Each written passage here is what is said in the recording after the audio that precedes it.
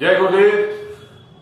Now we will discuss in data handling chapter exercise number 16.4. So in 16.4, in some of the question I will take from 16.5, that miscellaneous exercise.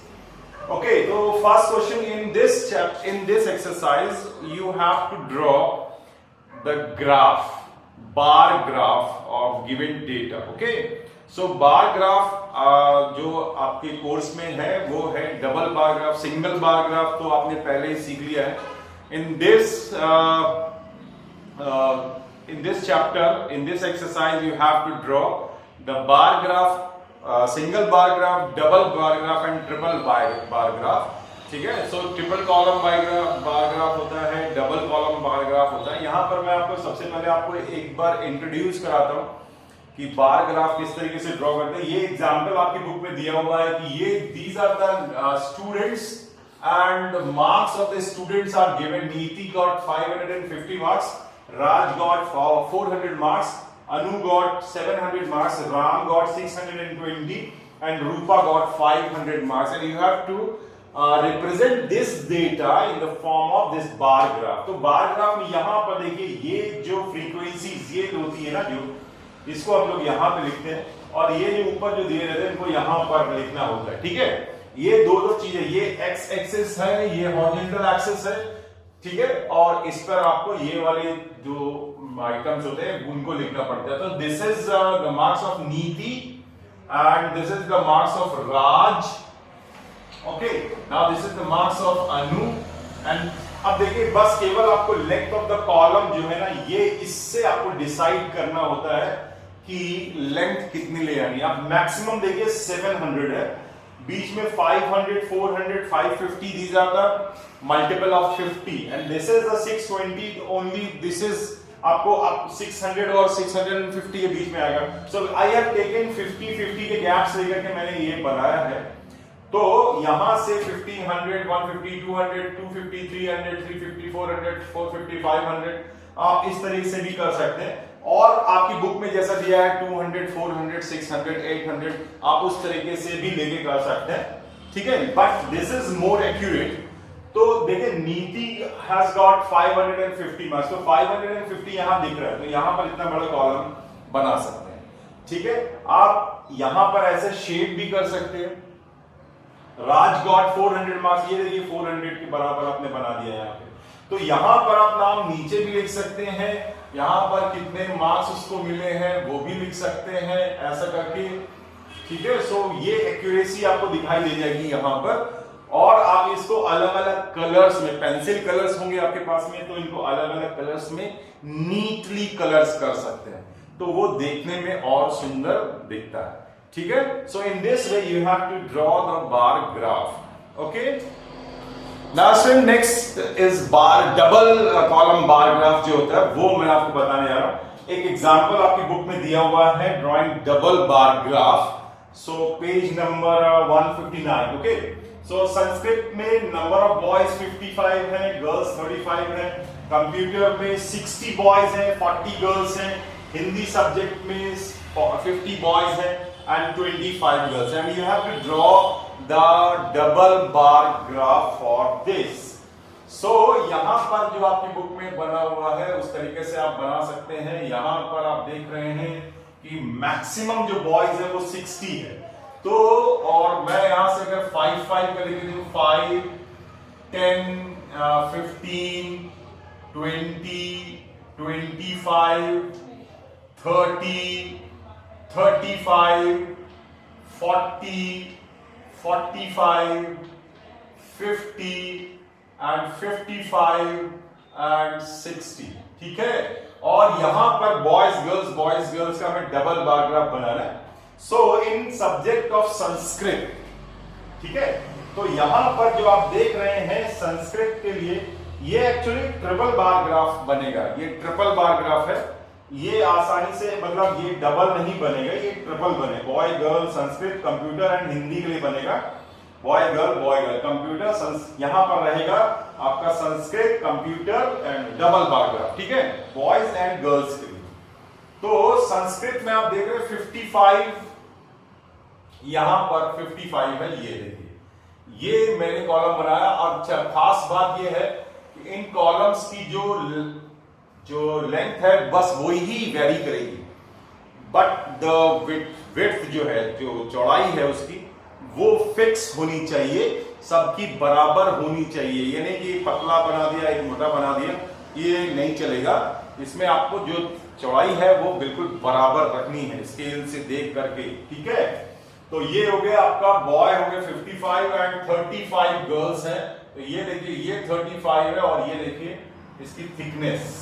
अब आप चाहें तो इसको आप ऐसा shade कर सकते हैं या दो अलग अलग कलर्स में भी कर सकते हैं। ये हो गया आपका गर्ल्स के लिए और ये हो गया बॉयज के लिए।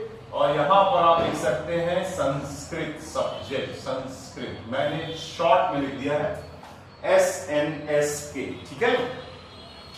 अच्छा, अब कंप्यूटर के लिए बॉय और 60 और 40 है, तो कंप्यूटर में यहां पर देखिए ये हो गया आपका 60, ये देखिए 60 है। यहाँ बॉयज के लिए हो गया थिकनेस संभाल के, इसकी जो विड्थ है ये बराबर होनी चाहिए, जितनी विड्थ इसकी है उतनी इसकी होनी चाहिए, उतनी इसकी भी होनी चाहिए। विड्थ का रोल बहुत इंपॉर्टेंट है, अगर आपने पतला चौड़ा बना दिया तो वो गलत हो जाएगा, और ठीक है, तो उसका एरिया डिफर करता है। तो यहां पर देखिए 40 गर्ल्स हैं, तो ये 40 जो है ये, सो डिफरेंट एरियाज नहीं मतलब होने चाहिए, इसलिए आपको लेंथ वेरी कर सकते हैं लेकिन विड्थ को वेरी नहीं करना है। ये हो गया आपका बॉयज, ये हो गया girls 40 and this subject is computer.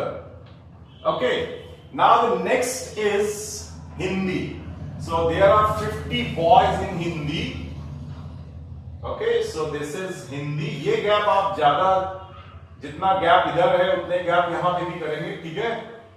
सो और ये बार की जो थिकनेस है वो भी बहुत ही इंपॉर्टेंट है। And girls are 25। सो ये देखिए गर्ल्स का हो गया 25, मैंने शेड कर दिया है because I don't have colours actually. So colour करने में टाइम भी ज्यादा लगेगा। आप क्या करेंगे, इसको पेंसिल कलर से कलर कर सकते हैं, ये अलग अलग कलर्स में आप कर देंगे। तो बॉयज के लिए सेम कलर्स होंगे दो तीनों में, और गर्ल्स के लिए सेम कलर्स रखेंगे तीनों में।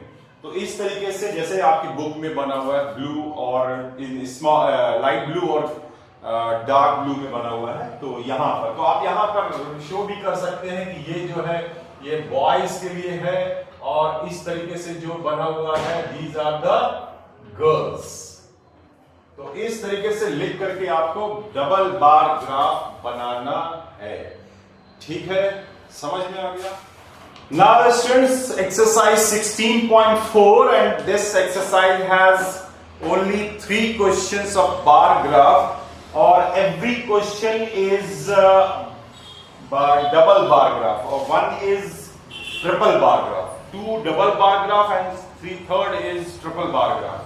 Okay, so first the question is given, the table given below shown the sale of ice cream and cold drinks in the year of 2010.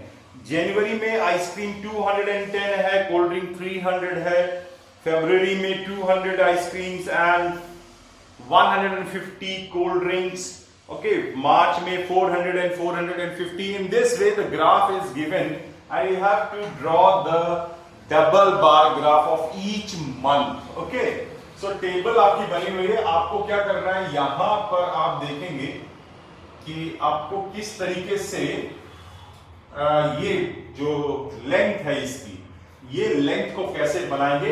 आप देखिए इसमें सबसे ज्यादा जो मैक्सिमम है वो 600 है, जो मैक्सिमम वैल्यू जो है वो 650 है, ठीक है, और मिनिमम वैल्यू जो आप देख रहे हैं वो 200 है, ठीक है, सबसे जो मिनिमम 150 तक, सॉरी 150 तक है। तो अभी आपको क्या करना है, ये यहां से लेकर 600 तक आपको बनाना पड़ेगा। तो मैंने यहां पर इसके लिए 5 के लिए सोचा है कि 5 से लेकर के अगर हम 650 तक लेके करना पड़ेगा, 50 और 100, ठीक है, फिर 150, फिर 200, फिर 250, फिर 300, फिर 350, फिर 400, फिर इसके बाद में 450 एंड 500, फिर 550। ठीक है, तो थोड़ा मुझे मिटाना होगा ऊपर से क्योंकि ये थोड़ा और ऊपर जा रहा है। सो ये देखिए यहां तक मैंने थोड़ा बढ़ा दिया, ये हो गया आपका 600 और ये हो गया आपका 650। So in this way you have to draw the y axis और वर्टिकल एक्सेस। अब यहां पर आपको जनवरी, फरवरी, मार्च, अप्रैल, मई, जून, जुलाई, अगस्त, सितंबर, अक्टूबर, नवंबर, दिसंबर तक बनाना है डबल बार ग्राफ, एक आइसक्रीम के लिए और एक कोल्ड ड्रिंक के लिए। तो आप डिसाइड कर लीजिए, एक कलर आप आइसक्रीम के लिए करेंगे और एक कलर करेंगे आप कोल्ड ड्रिंक के लिए। तो वो दोनों कलर थोड़ा कॉन्ट्रास्ट कलर देख लीजिएगा, येलो रेड या येलो ग्रीन या कुछ और ऐसे कलर्स देख लीजिएगा जो देखने में थोड़ा सुंदर दिखाई दे। ठीक है, तो सबसे पहले जनवरी में देखिए 200 आइसक्रीम्स हैं और 210 आइसक्रीम और 300 कोल्ड ड्रिंक्स है। तो 210 जो है ये 200 से थोड़ा सा ऊपर आएगा, थोड़ा सा 210 जो है ये थोड़ा सा ऊपर आएगा। और ये देखिए ये मैंने बनाया जनवरी का, ये है आइसक्रीम के लिए और कोल्ड ड्रिंक है 300। तो ये हो गया आपका 300। विड्थ बराबर रखिएगा क्योंकि मेरे पास स्केल नहीं है यहां पर, तो मेरी विड्थ थोड़ी वैरी कर सकती है और आप इसको अलग अलग शेड कर दीजिएगा। जैसे मैंने अब ये जो कोल्ड ड्रिंक के लिए इसको मैंने थोड़ा सा लाइनिंग कर दिया है, तो ये हो गया कोल्ड ड्रिंक के लिए और ये हो गया आपका आइसक्रीम के लिए। तो वो बाद में अपन वहां पर किनारे पर उसको दिखाएंगे। तो ये हो गया आपका जनवरी के लिए। ठीक है, अब इसके बाद फरवरी में आएंगे। तो फरवरी में 200 आइसक्रीम्स हुई है, फरवरी में 200, ये है आपका 200, सॉरी ये थोड़ा ऊपर गया, 200 आएगा यहां तक, 200 आइसक्रीम्स और 150 कोल्ड ड्रिंक्स। तो ये आएगा 150 यहां से स्केल से मेजर करके। ये इसकी विड्थ का ध्यान रखिएगा, विड्थ बहुत जरूरी है, बराबर रहना। ठीक है, सो ये हो गया आपका फरवरी। ठीक है, इसके बाद आप मार्च का देखेंगे। मार्च का मैं थोड़ा ही बनाऊंगा, पूरा नहीं बनाऊंगा, आप बाकी का आप बनाइएगा। ठीक है, मैं मार्च अप्रैल मैं बना देता हूं जून तक। ठीक है, इसके बाद आप जुलाई, अगस्त, सितंबर, अक्टूबर, नवंबर, दिसंबर आप बनाएंगे। ठीक, फरवरी हो गया। मार्च देखिए 400 और 450। तो मार्च के लिए यहां पर मैंने रखा है 400, ये देखिए 400 है, ये 400 के लिए इसकी विड्थ कितनी रखनी है मेरे को, बराबर विड्थ, और 450 यहां आएगा, ये रहा 450 के लिए। तो इस तरीके से ये है बार graph for the month of March. ठीक है, MAR लिख रहा हूं मार्च के लिए। ठीक है, सो थोड़ा ये टेढ़ा मेढ़ा हो रहा है, आप इसको थोड़ा सीधा स्केल से आप बनाएंगे, so you will get a good graph. Okay, तो इस तरीके से एकदम स्ट्रेट और बराबर विड्थ बराबर रखनी है आपको। ठीक है, अप्रैल में 450 एंड 500। सो अप्रैल में जो कोल्ड आइसक्रीम है वो है 450। ओके, और कोल्ड ड्रिंक जो है वो है 500। सो ये हो गया आपका अप्रैल का। तो इसको हम शेड करेंगे, किसका है ये कोल्ड ड्रिंक्स के लिए है, तो ये हो गया आपका अप्रैल के लिए। ठीक है, तो जनवरी, फरवरी, मार्च, अप्रैल, मई में 600 एंड 600 है, तो 600 देखिए यहां पर आ रहा है। तो मई में आप देखेंगे ये है आपका मई का 600 एंड 600, ये दोनों बराबर है। ठीक है, तो आप इसमें जो कोल्ड ड्रिंक के लिए है उसको आप शेड कर दीजिए, या अलग अलग कलर्स में आप करना चाहें तो आप कलर से भी कर सकते हैं। ये अप्रैल के बाद आगे आपका मई में थोड़ी गर्मी ज्यादा पड़ती है, इसलिए दोनों ही चीजें बिकी हैं खूब अच्छे से। 600 कोल्ड ड्रिंक्स, ठीक है, एंड 600 बाद ये जो आइसक्रीम्स और कोल्ड ड्रिंक दोनों। तो इस तरीके से आप देख रहे हैं कि आप इसको बना सकते हैं। ठीक है, तो ये वाला जो क्वेश्चन है बहुत बड़ा है और ये पूरी ब्लैक बोर्ड में आएगा भी, तो मैंने जहां तक पॉसिबल है बना दिया है। ठीक है, तो बाकी का आप इसी तरीके से बनाएंगे।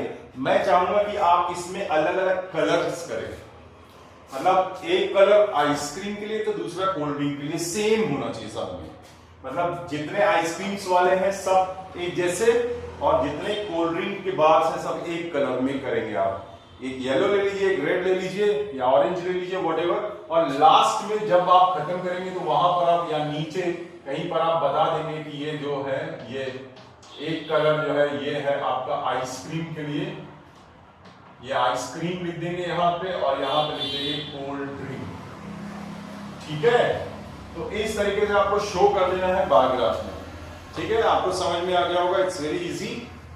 Now question number 2, the first term and the second term marks of students in the 5 subjects are given. Draw a double bar graph choosing appropriate scale and answer the following questions. So यहाँ पर आप देख रहे हैं English में first term में किसी student का है ये, फर्स्ट टर्म में 68 मिले, सेकंड टर्म में 72, हिंदी में फर्स्ट टर्म में 75 एंड सेकंड टर्म में 68, मैथमेटिक्स में फर्स्ट टर्म में 80 एंड सेकंड टर्म में 95, ओके, साइंस में 84 एंड 87 एंड सोशल साइंस में 75 एंड 65। ठीक है, so we have to draw a bar graph and give the answers of the following questions. तो इसमें आपको देख रहे हैं आप जो मैक्सिमम मार्क्स है वो 95 है। तो अगर हम 95 के लिए यहां से अगर देखेंगे तो 20 पार्ट्स करने पड़ेंगे हमको। 5 का अगर लेके चले कि 5, 10, 15, 20, 25, 30, 35, 40, 45, 50, 55, 60, 65, 70, अब ये 75, 80 तक जाएगा। तो आप इसको थोड़ा सा और अपन बढ़ा सकते हैं, लेकिन यहाँ पे जगह नहीं है, आप कर लीजिएगा इसको 75, इसके बाद 80 और 85 तक जा रहा है ये, और 95 थोड़ा सा और ऊपर चला जाएगा, 95 तक जाना है, तो 95 तक बनाना पड़ेगा। तो वो आप कर लीजिएगा इसको, मैं थोड़ा सा और नीचे नहीं कर सकता क्योंकि दिखेगा नहीं आपको फिर। ठीक है, तो सबसे पहले इंग्लिश के लिए फर्स्ट टर्म में 68 है, 68 इज लिटिल मोर देन 65, 68 है ना, तो 68 70 से थोड़ा सा कम आपको रखना है। और ये जो 68 यहां पर आ गया आपका फर्स्ट टर्म का मार्क्स, आपको इसमें फर्स्ट टर्म के मार्क्स के लिए एक अलग कलर यूज करना है और सेकंड टर्म मार्क्स के लिए एक अलग कलर यूज करना है, हर सब्जेक्ट का अलग। ठीक है, हर सब्जेक्ट का में सेम कलर्स रहेंगे, मतलब एक येलो, रेड या ग्रीन, ब्लू या जो भी आपको अच्छा लगता है वो कलर्स करिएगा, या आप शेड कर सकते हैं, एक में डॉटेड कर सकते हैं, एक में लाइनिंग कर सकते हैं। ठीक है, ये फर्स्ट टर्म हो गया। सेकंड टर्म में ही गॉट 72 मार्क्स, तो ये 72 70 से थोड़ा सा ज्यादा बढ़ा लेंगे, और ये हो गया आपका, इसको एकदम स्ट्रेट बनाइएगा स्केल यूज करके, तो आप देखेंगे कि आप आसानी से बना पाएंगे सही से। तो ये इसको मैं सपोज मैंने ये जो मार्क्स हैं फर्स्ट टर्म वाले मार्क्स हैं, इनको मैंने डॉटेड कर दिया है ऐसा। ठीक है, ये डॉटेड हो गया और इसको मैंने थोड़ा शेड कर दिया। मेरे पास भी कलर है लेकिन वो ब्लैक बोर्ड पे अच्छे दिखाई देते नहीं है कलर्स, तो ये मैंने आपके लिए बना दिया। ये आपका फर्स्ट टर्म का मार्क्स है, ये सेकंड टर्म का मार्क्स है, और यहां पर आप लिखेंगे इंग्लिश, ENG। अब हिंदी में 75 एंड 68, तो हिंदी के ये हो गए मार्क्स आपके 75, वो 75 आपका बना हुआ है इसमें, और दूसरा 68 देखिए यहां पर आपने बनाया था, ये हो गया आपका 68। ठीक है, तो ये आप थोड़ा सा कॉलम का ध्यान रखिएगा, मेरा थोड़ा टेढ़ा मेढ़ा हो रहा है। ठीक है, तो ये हो गया आपका डॉटेड, आप कलर करिएगा, पेंसिल कलर यूज करिएगा, पेंसिल कलर सबके पास होते हैं, डोंट यूज स्केच पेन्स क्योंकि फिर आपके पेजेस खराब हो जाते हैं। ठीक है, अगर आप स्केच पेन यूज करते हैं तो बहुत ज्यादा स्केच पेन में कलर यूज होगा, इसलिए pencil colour is the best, ये सबसे अच्छा रहता है, पेंसिल कलर से थोड़ा दिखता भी अच्छा है। अब मैथमेटिक्स के लिए तो जगह नहीं है, तो फर्स्ट वाला मैं बना दे रहा हूं, ऊपर 85 है मैथमेटिक्स का, फर्स्ट है 85, तो मैंने 85 तो बना दिया। अब 95 थोड़ा ऊपर जाएगा तो मैं छोड़ दे रहा हूं, ऐसे कर दे रहा हूं, ब्लैक बोर्ड के ही ऊपर चला जा रहा है। ठीक है, तो यहां ये है 95, आपका सेकेंड टर्म शेडेड है, और फर्स्ट टर्म के लिए आपको डॉटेड बनाना है।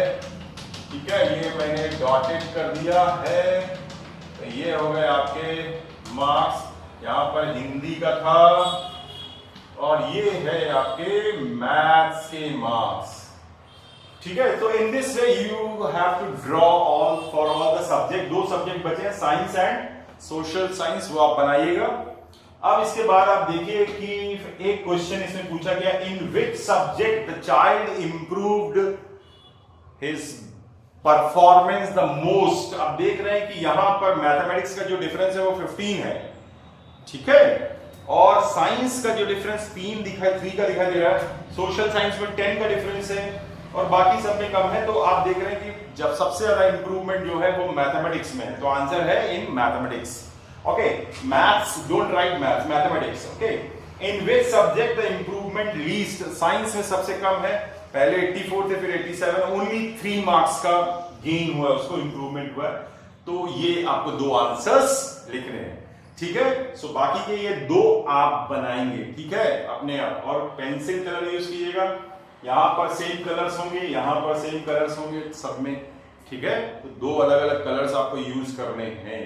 नाउ एक क्वेश्चन 3 बुक में देखिए, in the inter school competition the number of student participating in various activities are shown below and 3 schools are participating in this. You नीचे लिखा हुआ construct a bar column graph to display the information। आप देख रहे हैं यहाँ पे 3 school दिए हुए हैं, तो डबल बार ग्राफ कैसे बनेगा, वहां पे तो सिंगल ही बार ग्राफ वो ट्रिपल बार ग्राफ बनेगा ना, एक स्कूल ए के लिए बनेगा, एक स्कूल बी के लिए बनेगा, एक स्कूल सी के लिए बनेगा, और नीचे हॉरिजॉन्टल एक्सेस में आपको ड्रामा, डांस, सॉन्ग, पेंटिंग और डिबेट लिखना होगा, ठीक है। सो इसमें जो मैक्सिमम है वैल्यू वो है 45, ठीक है, मैक्सिमम वैल्यू हमने ली है 50, सॉरी, इसमें सबसे मैक्सिमम जो पार्टिसिपेंट है वो है 50। तो अपन क्या करेंगे, यहां पर क्वेश्चन नंबर 3 में यहां से बार ग्राफ का ये वर्टिकल एक्सिस बनाएंगे, तो यहां पर मैं लिख रहा हूं 50, फिर 45, फिर 40, फिर 35, फिर 30, फिर 25, इसके बाद 20, इसके बाद 15 के बाद में 10, इसके बाद यहां पर आ गया 5, 10, 15, 20, 25, 30, 35, 40, 45, 50, ठीक है।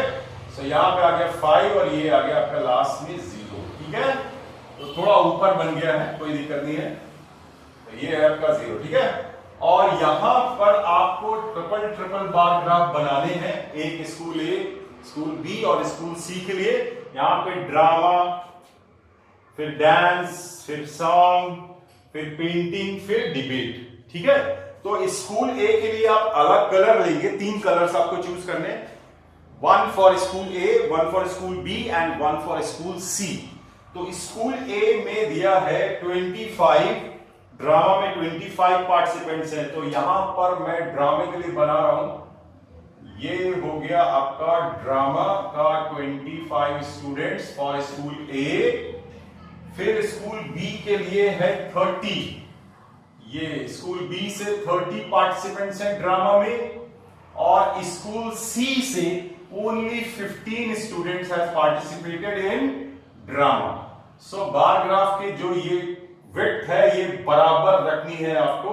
इसमें आप अलग कलर, जैसे मैंने डॉटेड कर दिया फॉर स्कूल ए, और फिर स्कूल बी के लिए मैंने ऐसा शेड कर दिया है, और स्कूल सी के लिए मैं थोड़ा स्ट्राइप्स दे रहा हूं ऐसा। आप अलग अलग कलर्स कर लीजिएगा, ठीक है। सो दिस इज द, यहां पर आप लिखेंगे drama, bar graph for drama, school A, school B, school C. अब आप जब डांस के लिए बनाएंगे तो भी उसमें भी आपको ऐसे ही बनाना है। स्कूल ए के लिए जो कलर यूज किया यहां पर, सेम वही कलर आपको स्कूल ए के लिए यहां यूज करना है, ठीक है। सो इन डांस स्कूल है 45 participant have participated in dance. School A में 45 पार्टिसिपेंट्स हैं डांस में और 50 पार्टिसिपेंट्स स्कूल बी के हैं, तो थोड़ा सा और ऊपर, ये स्कूल बी के लिए हो गया, और स्कूल सी के हैं 25, तो ये हो गया आपका 25, ठीक है। ये थोड़ा सा इसको ऐसा कर लीजिएगा। अब आप देखिए स्ट्राइप्स बनाए हैं मैंने स्कूल सी के लिए, तो यहां मैंने स्ट्राइप्स बना दिए, ये मैंने शेड किया है ऐसा तिरछी लाइन से, तो यहां पर मैंने ये कर दिया है, और स्कूल ए के लिए यहां डॉटेड किया था, तो यहां पर भी आप डॉटेड करेंगे। तो डॉटेड करने से ये पता लग जाएगा कि ये स्कूल ए के लिए है, और यहां से यहां तक आप लिखेंगे ड्रामा, ठीक है। डांस, सॉरी, ये दूसरा वाला जो है वो डांस के लिए है, ओके। सो ये हो गया आपका ड्रामा एंड डांस के लिए। इसके बाद सॉन्ग, पेंटिंग एंड डिबेट, ये आपको आगे बनाने हैं। ट्रिपल बार ग्राफ है ये, तो तीन और बनेंगे, ठीक है। तो जैसे सॉन्ग के लिए बनाएंगे, सॉन्ग के लिए क्या है 40, ये सॉन्ग के लिए है 40, पटाखे बज रहे बार, ठीक है ना। तो ये हो गया आपका 40, ये सॉन्ग के लिए स्कूल पार्टिसिपेट 40। अब 32 है, तो 30 से थोड़ा सा ऊपर लेंगे, ये देखिए 30 की लाइन है, थोड़ा सा ऊपर लेके 32, ठीक है। और स्कूल सी पार्टिसिपेट ओनली 27, 25 से थोड़ा सा ऊपर आएगा, तो ये 25 ये वाला है, तो 25 से थोड़ा सा ऊपर लेके यहां से भी बना सकते हैं। तो यहां पर आपको स्कूल सी में कैसा करना है, स्ट्राइप। आप क्या करेंगे, कलर, अलग अलग कलर्स करेंगे, 3 कलर्स यूज करने हैं आपको। स्कूल ए के लिए अलग, स्कूल बी के लिए अलग, और स्कूल सी के लिए अलग। पेंसिल कलर्स यूज करेंगे, ठीक है। तो इस तरीके से ये हो गया आपका सॉन्ग, SONG, सॉन्ग। सो मैंने 3 बना दिए, अब 2 आप बनाएंगे, किसका, पेंटिंग का और डिबेट का, ठीक है। ये कर सकते हैं आप। So in this way 16.4 exercise is finished now.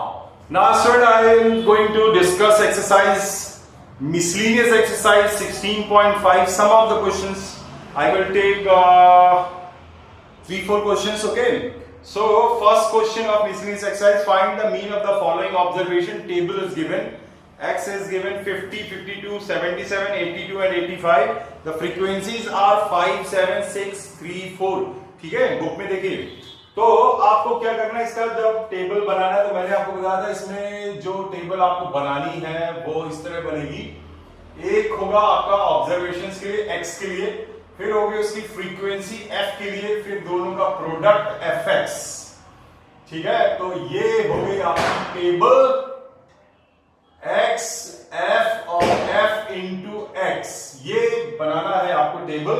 यहां पर आप लिखेंगे 50, इसके बाद देखिए मैं लाइन खींच दे रहा हूं जिससे आपको क्लियरली दिखाई दे, 52, ठीक है। And third is 77, okay.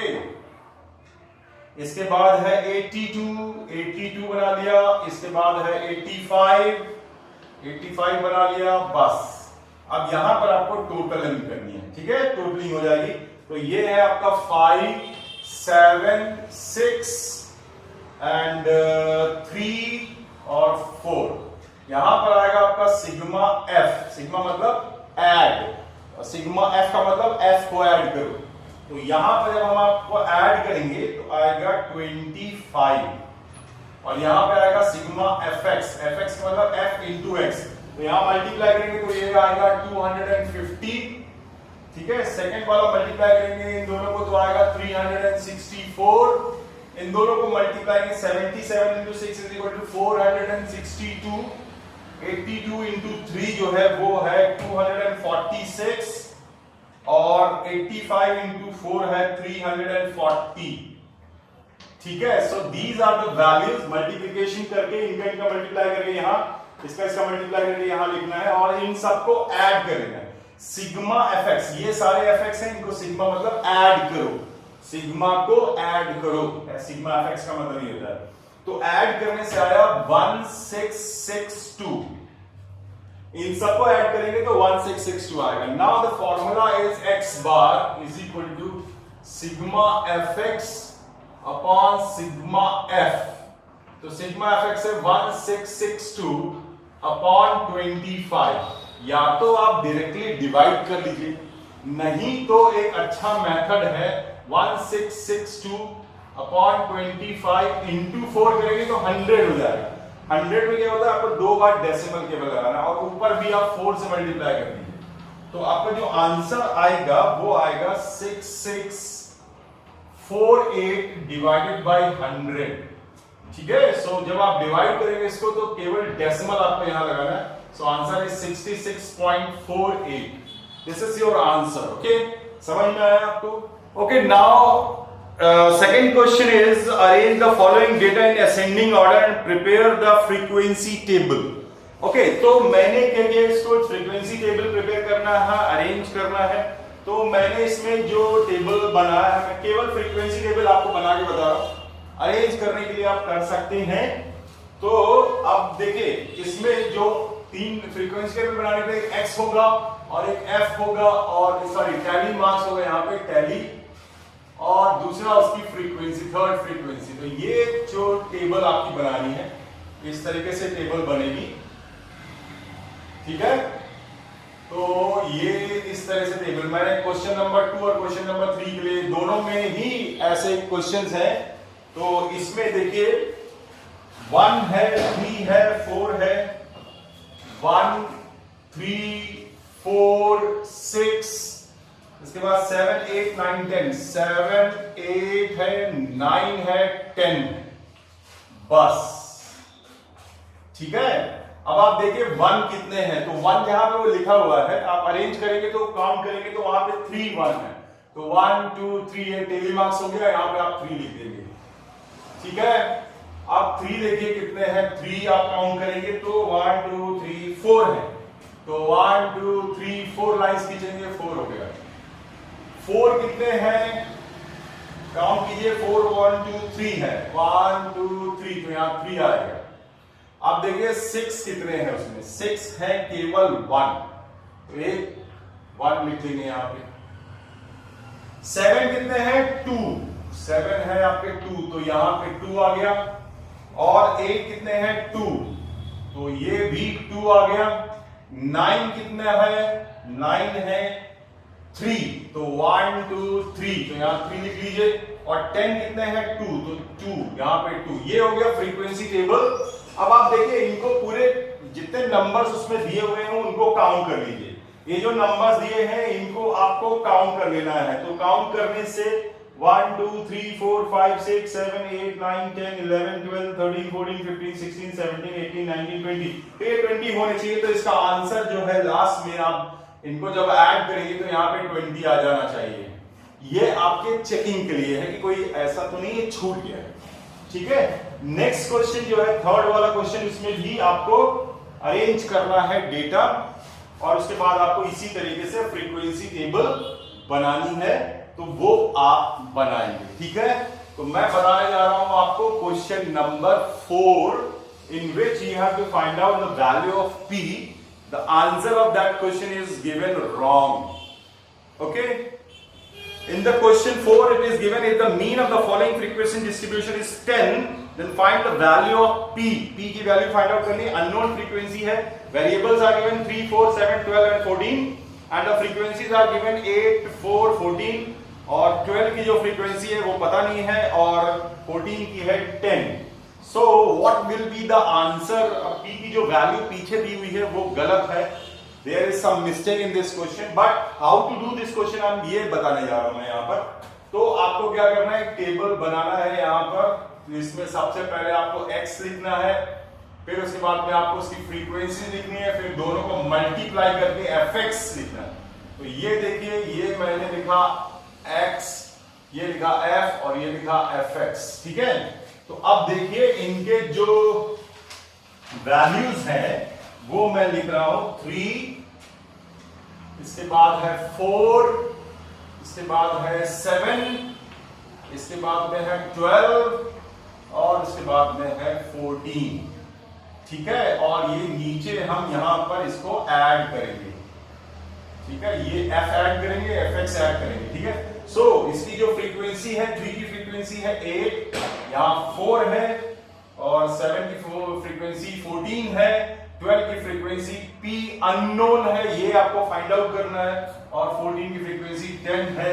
x bar is given 10, ये है गिवन, ओके। नाउ आपको मल्टीप्लाई करना है, मल्टीप्लाई करेंगे तो यहाँ पे आएगा 24, ये आएगा 16, ये कितना आएगा 98, ये आएगा 12p और ये आएगा 140, मल्टीप्लाई करके, ठीक है। अब जरा यहां जोड़ेंगे तो केवल इसको नहीं जोड़ना है, आपको ध्यान रखिएगा। ये आएगा सिग्मा f की जो वैल्यू आएगी, sigma f is equal to आएगा 36 प्लस p अलग से, क्योंकि ये वेरिएबल आप कांस्टेंट में नहीं जोड़ सकते। सिमिलरली यहां पर भी 12p अलग रहेगा, तो ये जो सिग्मा fx आएगा, ये थोड़ा मुझे मिटाना पड़ेगा, थोड़ी बड़ी वैल्यूज है। सो ये आएगा 278 plus 12p, 278 plus 12p। Now formula is x bar is equal to sigma fx upon sigma f, तो ये है 10 और यहां पे आएगा 278 प्लस 12p और यहां पे आएगा 36 प्लस p। क्रॉस मल्टीप्लाई करेंगे, इसको यहां मल्टीप्लाई करेंगे तो आंसर आएगा 360 प्लस 10p और यहां पर आएगा 278 प्लस 12p। अब 10p को वहां ले जाके सब्ट्रैक्ट करेंगे तो वहां बचेगा 2p और ये यहां सब्ट्रैक्ट करेंगे 360 minus 278 is equal to 12p minus 10p, ठीक है। अब मैं सब्ट्रैक्ट कर रहा हूं तो इसको मैं यहां लिख रहा हूं, इसका सब्ट्रैक्शन यहां लिखूंगा, ठीक है, जिससे आपको आसानी से समझ में आए। तो ये आ गया आपका 2p, 12p minus 10p is equal to 2p is equal to, इसमें से इसको सब्ट्रैक्ट करेंगे तो मिलेगा 82। अब आप p की वैल्यू देखिए, p इज इक्वल टू आएगा 41, जबकि आपका आंसर जो दिया हुआ है पीछे, जो मेरे पास बुक है उसमें आंसर दिया हुआ है 17, जो कि गलत है। So there is a mistake in question और something else, but answer is 41 for by the given data, okay? So in this way हमने आपको 4 क्वेश्चंस तो अभी बता दिए हैं, मीन के 5 से लेकर के बाकी जो बुक में क्वेश्चंस हैं वो हैं 15 तक। तो 10 क्वेश्चन मैं आपको अगले वीडियो में बताऊंगा, ठीक है। मिलते हैं नेक्स्ट वीडियो में, ओके।